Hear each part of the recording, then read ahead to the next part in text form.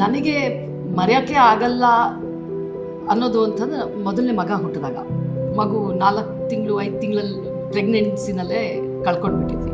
ಅದು ನನ್ನ ಜೀವನದಲ್ಲಿ ಅದರಿಂದ ಹೊರಗಡೆ ಬರೋಕ್ಕೆ ಸಿಕ್ಕಾಪಟ್ಟೆ ಸಮಯ ತಗೊಂಡೆ ನಾನು. ಬಗ್ಗೆ ನಾನು ಹೇಳಲೇಬೇಕು, ಬಿಕಾಸ್ ಇವಾಗ ನಿಮ್ಮ ಒಂದು ಲೈಫಲ್ಲಿ ಒಂದು ಡ್ರಾಸ್ಟಿಕ್ ಬದಲಾವಣೆ ಆಗ್ಬಿಡುತ್ತೆ, ನೀವು ಲಾಸಲ್ಲಿ ಹೋಗ್ತೀರಾ.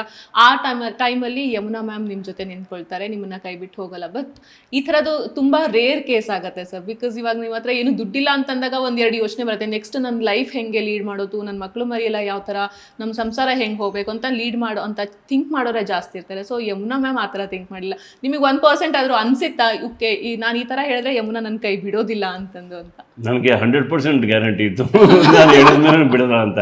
ಬಿಕಾಸ್ ಆ ಟೈಮ್ನಲ್ಲಿ ನಮಗೆ ನಮ್ಮ understanding was so deep. But ನಾನು ನನ್ನ ಕರ್ತವ್ಯ ಹೇಳಬೇಕು ಅಂತ I have to tell her that okay ನನಗೆ ಸ್ಟಾಕ್ ಮಾರ್ಕೆಟಲ್ಲಿ ಇಷ್ಟು ಕಳ್ಕೊಂಡೆ ಅಂತ ಹೇಳಬೇಕು, ಟ್ರಾನ್ಸ್ಪರೆಂಟ್ ಆಗಿ ಇರಬೇಕು. ಬಿಕಾಸ್ ಟುಮಾರೋ ನಾನು if I am going to marry her I have to be transparent with her ಅಂತ ನಾನು ಹೇಳಿದ್ದೀನಿ ಅವ್ರಿಗೆ. And as expected I mean she said don't worry about it, it is not a big deal, ಇದೇನು ದೊಡ್ಡ ವಿಚಾರ ಇಲ್ಲ, ನಮಗೆ ವಯಸ್ಸಿದೆ, we just starting out our careers and all that, you don't worry about it ಅಂತ ತುಂಬ she was very motivating at that time. ನನಗೆ ನನ್ನ ಜೀವನದಲ್ಲಿ I mean she is my biggest motivator actually, because inspiring and motivating person. I take a lot of strength from her guidance. Okay, so ಈಗ successful marriage ಆಗಬೇಕು ಅಂತಂದರೆ, okay ನಿಮ್ಮ love life ಮುಗೀತು, ಅದಾದಮೇಲೆ ನೀವು ಮದುವೆ ಆದ್ರಿ, ಅದನ್ನು ನೀವು ಮದುವೆ ಆದಮೇಲೆ ನಿಮ್ಮ ಲೈಫನ್ನ ಸಕ್ಸಸ್ಫುಲ್ಲಾಗಿ ತೊಗೊಂಡು ಹೋಗಬೇಕು ಅಂದರೆ ಅದು ಅಷ್ಟು ಈಸಿ ಇರೋದಿಲ್ಲ. ನೀವು ಕೂಡ ಕಷ್ಟಪಡಬೇಕಾಗತ್ತೆ, ಅಟ್ ದ ಸೇಮ್ ಟೈಮ್ ನಿಮ್ಮ ಹಸ್ಬೆಂಡ್ ಕೂಡ ಕಷ್ಟಪಡಬೇಕಾಗತ್ತೆ. ಸೊ ಇಬ್ಬರೂ ಕಷ್ಟಪಟ್ಟು ನಡ್ಸ್ಕೊಂಡು ಹೋದರೆ ಒಂದು ಸಂಸಾರ ಚೆನ್ನಾಗಿ ನಡೆಯುತ್ತೆ ಅಂತ ನಾನು ಕೇಳ್ಪಟ್ಟಿದ್ದೀನಿ. ಸೊ ನಮ್ಮಮ್ಮ ಎಲ್ಲ ನನಗೆ ಅದನ್ನೇ ಹೇಳೋದು. ಈ ಥರ ಒಂದು ಸಿಚುವೇಶನ್ನ ಇಬ್ಬರು ಹ್ಯಾಂಡಲ್ ಮಾಡೋದು ಎಷ್ಟು ಕಷ್ಟ ಆಗುತ್ತೆ, ನೀವು ಅವ್ರ ಜೊತೆ ಹೇಗಿದ್ರಿ, ಅವ್ರು ನಿಮ್ಮ ಜೊತೆ ಹೇಗೆ ಬ್ಯಾಕ್ ಬೋನ್ ಆಗಿದ್ರಿ ಅಂತ ಅವರಿಂದನೇ ಕೇಳಿ. ಫಸ್ಟ್ ಅವ್ರು ಹೇಳಿ, ಆಮೇಲೆ ಅವ್ರ ವರ್ಷನ ಆಮೇಲೆ ಕೇಳ್ತೀನಿ. ನಾನು ಅನ್ನೋದು the secret to a happy marriage is like how the argument goes with your wife ಅಂತಾರಲ್ಲ. So whenever you have an argument with your wife, there are 2 options. Either you can choose to win the argument or you can choose to be happy. Choose to be happy. I was expecting silent ಅಂತಾರೆ ಅಂತ. ಇಲ್ಲ ಗೆಲ್ಬೇಕಂತೆ, ಇಲ್ಲ ಖುಷಿಯಾಗಿರ್ಬೇಕಂತೆ. ನಾನು ಖುಷಿಯಾಗಿ ಇರಕ್ಕೆ ಹೆಚ್ಚು ಪಟ್ಟಿದ್ದೀನಿ ನಾನು. So ಅವರೇ ಗೆಲ್ತಾರೆ ಅಂತ ಆಯ್ತು ಆರ್ಗ್ಯುಮೆಂಟ್ಸ್ ಎಲ್ಲ. ಇಲ್ಲ, ಬಟ್ ಐ ಮೀನ್ ಅವ್ರಿಗೂ ಒಂದು ಒಳ್ಳೆ ಗುಣ ಇದೆ. She is very forgiving person. Okay, I mean she has ಫರ್ಗಿವನ್ 100% of she has forgiven me 100% of the time for all the mistakes she has done. ಇವರು ಫುಲ್ ಚೇಂಜ್ ಆಗ್ತಾ ಇದೆ ನೋಡಿ, ನಾನು ಮಾಡಿರೋ ತಪ್ಪಿಗೆ ಅವರನ್ನ ಕ್ಷಮಿಸಿದ್ದೀನಂತೆ. ಇಲ್ಲ, jokes apart. ಅಂದ್ರೆ I mean we been there to the thick of times, you know, in the 25 years ಅಲ್ಲಿ we have seen ups, downs. Life is a roller coaster ride ಅಂತಾರಲ್ಲ, ಯಾವಾಗಲೂ ಮೇಲೆ ಹೋಗಲ್ಲ, ಯಾವಾಗಲೂ ಕೆಳಗಡೆ ಬರಲ್ಲ. You know, we go through the motions. You know, we've had the toughest of times. We dealt that with each other support, and we've had the very happiest of times. ಅದನ್ನು ಖುಷಿಯಾಗಿ we spent together. I mean, both of us ಆ ಥರನಲ್ಲಿ supportive wise we never hesitated.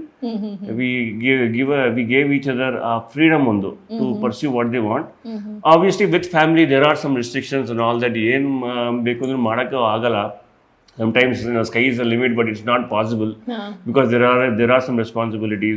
There's a family to run, there are kids, so there's work, academic pressures ಎಲ್ಲ ಇರುತ್ತೆ. ಆ framework ನಲ್ಲಿ ನಾವು ಎಷ್ಟು ಮಾಡಕ್ಕೆ ಸಾಧ್ಯನೋ ಅಷ್ಟು ಮಾಡಿ I think we were able to do like good justice to what we wanted to achieve actually. So that way we are happy. Okay. Over to you, Yamuna. She has a lot to say. ಜಾಸ್ತಿ ಸಿಗುತ್ತೆ. ಮೊದಲನೇದಾಗಿ ಏನು ಅಂತಂದ್ರೆ ವೈದೇಹವರೇ, ಯಾವುದೇ ಮದುವೆ ಆಗಲಿ ಅಲ್ಲಿ ಏನು ಜಗಳಗಳಿರೋದಿಲ್ಲ, ಕಷ್ಟಗಳಿರೋದಿಲ್ಲ, ಎಲ್ಲ ಒಂಥರ ಮಲ್ಲಿಗೆ ಹೂವಿನ ಥರ ಹಾಸಿಗೆ. ಅದು ಶುದ್ಧ ಸುಳ್ಳು, ಎಲ್ಲರಿಗೂ ಗೊತ್ತು. ಎಲ್ಲರ ಮನೆಯಲ್ಲೂ ಸೇಮ್ ಜಗಳಗಳಾಡ್ತಿರ್ತೀವಿ, ಎಲ್ಲ ಮಾಡ್ತಾ ಇರ್ತೀವಿ. ಆದರೆ ಯಾವುದ್ರ ಮೇಲೆ ಮದುವೆ ನಿಂತ್ಕೊಳ್ಳುತ್ತೆ ಅಂದರೆ ನನ್ನ ಪ್ರಕಾರ ಕಾಂಪ್ರಮೈಸ್ ಮಾಡ್ಕೊಳ್ಳೇಬೇಕಾಗತ್ತೆ. ಈಗ ಹಠ ಮಾಡ್ಕೊಂಡು ಹೋದರೆ ನಾನು ಹೆಚ್ಚು ಅಂತ ಅದು ನಡೆಯೋದಿಲ್ಲ. ಇನ್ನೊಂದು, ನಮ್ಮ ತಂದೆಯವರು ಮದುವೆ ಆಗಿದ್ದ ದಿನ ನನಗೆ ಹೇಳಿದಂಥ ಕಿವಿ ಮಾತು, ಹೆಣ್ಣು ಯಾವತ್ತಿದ್ರೂ ಕ್ಷಮೆಯ ಧರಿತ್ರಿ ಥರ ಇರಬೇಕು. ಅಂದರೆ ಒಂದು ಭೂಮಿಗೆ ಹೋಲಿಸ್ತಾರೆ ಹೆಣ್ಣನ್ನು. ಭೂಮಿ ಅಂದ ತಕ್ಷಣ ಭೂಮಿ ತಾಯಿ ಅಂತಾರೆ. ಸೊ ಏನೇ ನೋವು ಬಂದರೂ, ಎಷ್ಟೇ ಕಷ್ಟ ಬಂದರೂ ಒಂದು ಕ್ಷಮಿಸುವಂತಹ ಗುಣವನ್ನು ನೀನು ಬೆಳೆಸ್ಕೊಳ್ಬೇಕು. ಮುಂಚೆಯಿಂದ ಅವ್ರು ನನ್ನ ನೋಡಿದ ರೀತಿ ಸ್ವಲ್ಪ ಹಠಮಾರಿ ಥರ ಇದ್ದಿದ್ದು ನಾನು ಹೈಸ್ಕೂಲಲ್ಲಿ ಕಾಲೇಜ್ ಸಮಯದಲ್ಲೆಲ್ಲ ಹಠ ಥರ ಇದ್ದಿದ್ದರಿಂದ ನನ್ನ ತಾಯಿ ತಂದೆ ಇಬ್ಬರು ಹೇಳಿದ್ದು ನನಗೆ, ನೋಡು ನಿಮ್ಮಿಬ್ಬರ ಮಧ್ಯೆ ಜಗಳ ಬಂದರೆ ಅದು ನಿನ್ನಿಂದನೇ ಆಗಿರುತ್ತೆ, ಅದು ನಾನು ಯಾವುದನ್ನು ಸಹಿಸ್ಕೊಳ್ಳಲ್ಲ. ಇಲ್ಲೇನೋ ಒಂದು ತಪ್ಪು ನಡೀತಾ ಇದೆ, ಇಲ್ಲೇನೋ ಒಂದು ಇದು ನಡೀತಾ ಇದೆ ಅಂದ ತಕ್ಷಣ ಎದ್ದು ನಿಂತ್ಕೊಳ್ಳುವಂತಹ ಒಂದು ಕ್ಯಾರೆಕ್ಟರ್ ನಾನು ಮುಂಚೆಯಿಂದನೂ ಹಾಗೆ. ಸೊ ಹಾಗಾಗಿ ಇದು ಮದುವೆನಲ್ಲಿ ಆ ರೀತಿ ವರ್ಕೌಟ್ ಆಗಲ್ಲ. ನಿಂದು ತಪ್ಪಿರುತ್ತೆ, ನಿನಗೆ ಕಾಣಿಸ್ದೇ ಇರೋ ತಪ್ಪು ನೀನು ಮಾಡಿರ್ತೀಯ. ಈಗ ಎಷ್ಟೋ ಸಲ ನಾವು ಮಾಡಿರೋ ತಪ್ಪು ನಮಗೆ ತಪ್ಪಂತ ಕಾಣಿಸಿರಲ್ಲ.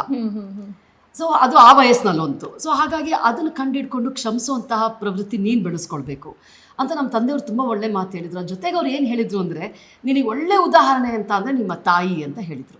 ನಮ್ಮ ತಾಯಿಯವರು ಒಂಥರ ಪಕ್ಕಾ ಗೃಹಿಣಿ, ಮನೆ, ಗಂಡ, ಮಕ್ಕಳು, ಅಡುಗೆ ಮನೆ ಬಿಟ್ಟರೆ ಅವ್ರಿಗೆ ಪ್ರಪಂಚನೇ ಇರಲಿಲ್ಲ. ಸೊ ಅಷ್ಟು ತುಂಬ ಚೆನ್ನಾಗಿ ನಿಭಾಯಿಸ್ಕೊಂಡು ಹೋಗ್ತಾ ಇದ್ರು. ಇವನ್ ನನ್ನ ಮಕ್ಕಳನ್ನ ಬೆಳೆಸಿದ್ದು ಕೂಡ ನಮ್ಮ ತಾಯಿನೇ. ಅಷ್ಟು ತಾಳ್ಮೆ ಅವ್ರಿಗೆ. ಅವ್ರ ಥರ ನೀನು ಇದ್ದು ಬಿಟ್ಟರೆ ಅದಕ್ಕಿಂತ ಇನ್ನೇನು ಒಳ್ಳೆ ಉದಾಹರಣೆ ನನಗೆ ಕೊಡೋಕ್ಕೆ ಸಾಧ್ಯ ಇಲ್ಲ ಅಂತ ನಮ್ಮ ತಂದೆಯವರು ಹೇಳಿದರು. ಅದಾದಮೇಲೆ ನೋಡಿ, ನಮ್ಮ ಶ್ರೀನಿಧಿಯವ್ರು ಹೇಳಿದಾಗೆ ಅಪ್ಸ್ ಆ್ಯಂಡ್ ಡೌನ್ಸ್, ಕಷ್ಟ ಸುಖ ಅನ್ನೋದು ಸಮಪಾಲಾಗಿ ಬರ್ತಾನೆ ಇರುತ್ತೆ ಯಾರದೇ ಮದುವೆ ಆದ್ರೂ.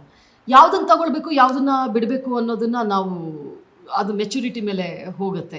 ಸೊ ಹಾಗಾಗಿ ಎರಡನ್ನೂ ಎಂಜಾಯ್ ಮಾಡಿದ್ದೀವಿ, ಜಗಳಗಳನ್ನೂ ಎಂಜಾಯ್ ಮಾಡಿದ್ದೀವಿ, ಒಳ್ಳೆ ಸಂತೋಷದ ಸಮಯನೂ ಕೂಡ ಖುಷಿ ಪಟ್ಟಿದ್ದೀವಿ. ಹಾಗಾಗಿ ಏನು ಕಂಪ್ಲೇಂಟ್ಸ್ ಇಲ್ಲ. ಏನಾದರೂ ಒಂದು ಮೆಮೊರೇಬಲ್ ಆಗಿ ಇದೆಯಾ? ಐ ಮೀನ್ ನಿಮ್ಮ ಒಂದು ಸ್ಟ್ರಗಲ್ ಲೈಫಲ್ಲಿ ಇದನ್ನ, ಈ ಒಂದು ಇನ್ಸಿಡೆಂಟ್ ನನಗೆ ಮರೆಯೋಕ್ಕೆ ಆಗಲ್ಲ, ಅದರಿಂದ ಓವರ್ಕಮ್ ಮಾಡೋದಕ್ಕೆ ನೀವು ತುಂಬ ಕಷ್ಟಪಟ್ಟಿದ್ದು, ಆ ಥರದ್ದು ಏನಾದರೂ ಇನ್ಸಿಡೆಂಟ್ಸ್ ಇದೆಯಾ ಮ್ಯಾಮ್? ಅದನ್ನೇನಾದ್ರು ನೆನಪಿಸ್ಕೊಳ್ಬೋದಾ ಅಂತ? ಇದು ಸ್ವಲ್ಪ ವೈಯಕ್ತಿಕ ಪ್ರಶ್ನೆನೇ. ನನಗೆ ಮರೆಯೋಕ್ಕೆ ಆಗಲ್ಲ ಅನ್ನೋದು ಅಂತಂದ್ರೆ ಮೊದಲನೇ ಮಗ ಹುಟ್ಟಿದಾಗ. ಓಕೆ. ಯಾಕೆ ಅಂತಂದರೆ ಅದ್ರ ಮುಂಚೆ ನಾನು ಈ ವಿಚಾರ ಎಲ್ಲೂ ಡಿಸ್ಕಸ್ ಮಾಡಿಲ್ಲ, ಇವತ್ತು ಓಪನ್ ಆಗಿ ಹೇಳ್ತಾ ಇದ್ದೀನಿ. ಅದಕ್ಕೆ ಮುಂಚೆ ಒಂದು ಮಗು 4 ತಿಂಗಳು 5 ತಿಂಗಳಲ್ಲಿ ಪ್ರೆಗ್ನೆನ್ಸಿನಲ್ಲೇ ಕಳ್ಕೊಂಡ್ಬಿಟ್ಟಿದ್ವಿ. ಅದರಿಂದ ಹೊರಗೆ ಬರೋಕ್ಕೆ ನಮಗೆ ಸ್ಟಾಕ್ ಮಾರ್ಕೆಟಲ್ಲಿ ಇವರು 1 ಕೋಟಿ ಕಳ್ಕೊಂಡಿದ್ದು, ಅದರಿಂದ ಹೊರಬಂದಿದ್ದು ನಮಗೆ ಅಷ್ಟು ಕಷ್ಟ ಅನ್ನಿಸ್ಲಿಲ್ಲ. ಯಾಕಂದರೆ ಅದು ಮೆಟೀರಿಯಲಿಸ್ಟಿಕ್ ಥಿಂಗ್ಸ್, ಇವತ್ತು ಬರೋಕ್ಕೆ ನಾಳೆ ಹೋಗುತ್ತೆ, ಫೈನ್. ಆದರೆ ಆ ಮೊದಲನೇ ಮಗು ನಾನು ಗರ್ಭಿಣಿ ಇರುವಾಗಲೇ ಅದು 4-5 ತಿಂಗಳಾಗಿತ್ತು. ಅದು ನನ್ನ ಜೀವನದಲ್ಲಿ ಅದರಿಂದ ಹೊರಗಡೆ ಬರೋಕ್ಕೆ ಸಿಕ್ಕಾಪಟ್ಟೆ ಸಮಯ ತಗೊಂಡೆ ನಾನು. ಆವಾಗ ನನಗೆ ಪಾಪ ನನ್ನ ಪಕ್ಕ ನಿಂತು ನಿಜವಾಗ್ಲೂ ನನಗೆ ಧೈರ್ಯ ತುಂಬಿದವರು ಶ್ರೀನಿಧಿಯವರು. ನಮ್ಮ ತಂದೆ ತಾಯಿ ಹತ್ರ ನಾನು ಅದನ್ನು ಹೇಳ್ಕೊಳಕ್ಕೆ ಆಗ್ತಿರ್ಲಿಲ್ಲ, ಯಾಕಂದರೆ ನಮ್ಮ ತಾಯಿಯವರು ನನಗಿಂತ ದುಃಖ ಪಡ್ತಾಯಿದ್ರು. ಅದೇ ಅವ್ರ ಮೊದಲನೇ ಮೊಮ್ಮಗು ಅಂತ ಭಾಳ ಆಸೆ ಕಟ್ಕೊಂಡಿದ್ರು. ಅವ್ರು ಇನ್ನೂ ದುಃಖ ಪಡ್ತಾಯಿದ್ರು. ನಾನು ದುಃಖ ಪಡೋದು ನೋಡಿದ್ರೆ ಇನ್ನು ಅವ್ರಿಗೆ ತಡ್ಕೊಳಕ್ಕಾಗಲ್ಲ ಅಂತ ಅವ್ರ ಮುಂದೆ ನಾನು ತೋರಿಸ್ಕೊತಾ ಇರಲಿಲ್ಲ. ಆದರೆ ನಾನು ಅದನ್ನೆಲ್ಲ ತೋರಿಸ್ಕೊಂಡಿದ್ದು ಶ್ರೀನಿಧಿಯವ್ರ ಹತ್ರ. ಅವ್ರು ನನಗೆ ಪಾಪ ತುಂಬ ಸಪೋರ್ಟಿವ್ ಆಗಿ ನಿಂತಿದ್ರು. ನೋಡಿ, ಗಂಡಸರಿಗೆ ಇನ್ನೊಂದು ಏನು ಪ್ರಾಬ್ಲಮ್ ಅಂತ ಹೇಳ್ತೀನಿ. ಪಾಪ ಗಂಡಸರು ಅವ್ರಿಗೆ ದುಃಖ ಇದ್ರೂ, ಈಗ ಹೆಂಡತಿ ಅಷ್ಟೊಂದು ದುಃಖ ಅನುಭವಿಸ್ತಾ ಇದ್ದಾಳೆ ಒಬ್ಳು ತಾಯಿಯಾಗಿ ಅಂದಾಗ ಅವ್ರ ದುಃಖನ ಪಾಪ ಹೊರಗಡೆ ಹಾಕೊಳಕ್ಕಾಗಲ್ಲ. ಅವ್ರು ಎಷ್ಟೇ ಸಂಕಟ ಅನುಭವಿಸ್ತಾ ಇದ್ರು ಅದನ್ನು ಒಳಗಡೆ ಇಟ್ಕೊಂಡು ಆಯಿತು ಪರವಾಗಿಲ್ಲ ಅಂತ ಸಮಾಧಾನ ಮಾಡಬೇಕು. ನೋಡಿ, ಅದಕ್ಕೆ ತುಂಬ ಶಕ್ತಿ ಬೇಕು ಅಲ್ವಾ?